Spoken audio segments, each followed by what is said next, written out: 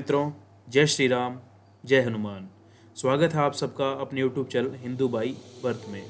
आज हम लोग बात करेंगे गीता के चौथे अध्याय के महत्व के बारे में। अगर आपको वीडियो अच्छा लगे तो चैनल को लाइक, शेयर, सब्सक्राइब करना ना भूलें। तो चलिए शुरू करते हैं। श्रीमद् भगवद गीता का चौथे अध्याय का महत्व है। श्री विष्णु भगवान माता लक्ष्मी को इस प्रकार बता रहे हैं एक कहानी के वृतांत के माध्यम से। तो चलिए शुरू करते हैं। भागीरथी के तट पर वाराणसी अर्थात बनारस नाम की एक पुरी है।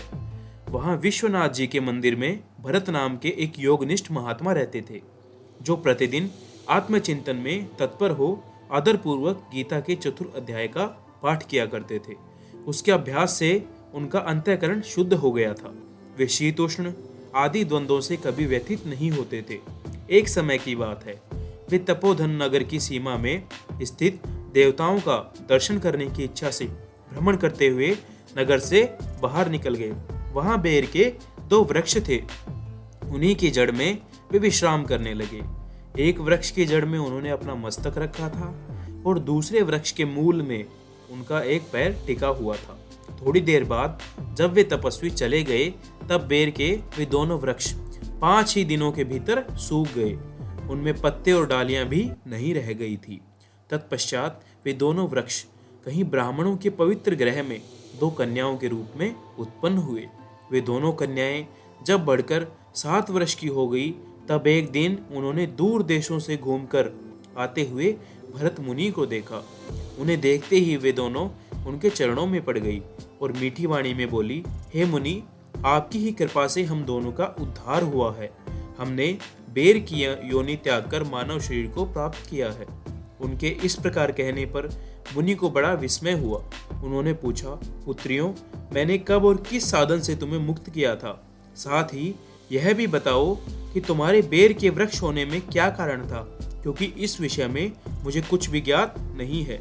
तब वे कन्याएं पहले उन्हें अपने बेर हो जाने का कारण बतलाती हुई बोली, हे मुनि, गोदावरी नदी के तट पर छिन्न पाप नाम का एक उत्तम तीर्थ है, जो मनुष्यों को पुण्य प्रदान करने वाला है। वह पावना तक की चरम सीमा पर पहुंच हुआ है। उस तीर्थ में सत्यतपा नामक एक तपस्वी बड़ी कठोर तपस्या कर रहे थे। वे ग्रीष्म ऋतु में प्रज्वलित अग्नियों के बीच में बैठते थे। वर्षा काल में जल की धाराओं से उनके मस्तक के बाल सदा भीगे ही रहते थे और सर्दियों के समय जल में निवास करने के कारण उनके शरीर में हमेशा रोंगटे खड़े ही रहते थे। वे बाहर भीतर से सदा शुद्ध रहते थे, समय पर तपस्या करते और मन और इंद्रियों को संयम में रखते हुए परम शांति प्राप्त करके आत्मा में ही रमणीक होते थे। वे अपनी विद्वता के कारण जैसा व्याख्यान करते थे, उसे सुनने के लिए साक्षात ब्रह्मा जी भी प्रतिदिन उनके पास उपस्थित होते और प्रश्न करते थे। ब्रह्मा जी के साथ उनका संकोच नहीं रह गया था, अतः उनके आने पर भी वे सदा तपस्या में मग्न रहते थे। परमात्मा के ध्यान में निरंतर संलग्न रहने के कारण उनकी तपस्या सदा बढ़ती रहती थी। सत्यतपा को जीवन मुक्त के समान मानकर इंद्र को अपने समृद्धिशाली पद के संबंध में कुछ भय हुआ। तब उन्होंने उनकी तपस्या में सैकड़ों विघ्न डालने आरंभ किए।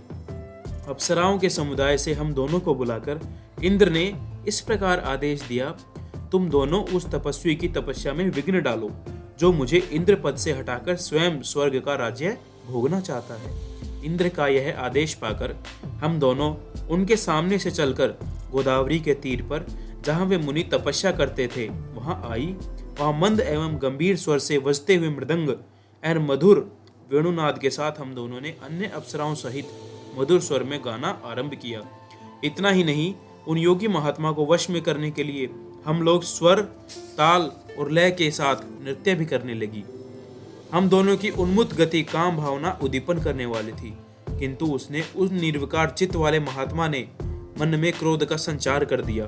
तब उन्होंने हाथ से जल छोड़कर हमें क्रोध पूर्वक श्राप दिया, अरे तुम दोनों गंगा जी के तट पर बेर के वृक्ष हो जाओ।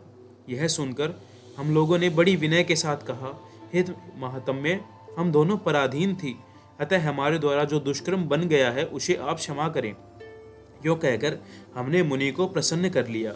तब उन पवित्र चित्त वाले मुनि ने हमको शापोद्धार की अवधि निश्चित करते हुए कहा, भरत मुनि के आने पर ही तुम यह शाप मुक्त हो पाओगी। उसके बाद तुम लोगों का मृत्यलोक में जन्म होगा और पूर्व जन्म की स्मृति बनी रहेगी। मुनि, जिस समय हम दोनों बेर वृक्ष के रूप में खड़ी थी, उस समय आपने हमारे समीप आकर गीता के चौथे अध्याय का जप करते हुए हमारा उद्धार किया था। अतः हम आपको प्रणाम करती हैं। आपने केवल श्राप से ही नहीं, इस भयानक संसार से भी गीता के चतुर्थ अध्याय का पाठ द्वारा हमें मुक्त कर दिया है। श्री भगवान विष्णु माता लक्ष्मी जी से कहते हैं, उन दोनों के इस प्रकार कहने पर मुनि बहुत ही प्रसन्न हुए और उनसे पूजित हो विदा लेकर जैसे आए थे वैसे ही लौट गए, तथा वे कन्याएं भी बड़े आदर के साथ प्रतिदिन गीता के चतुर्थ अध्याय का पाठ करने लगी, जिससे उनका उद्धार हो गया। धन्यवाद।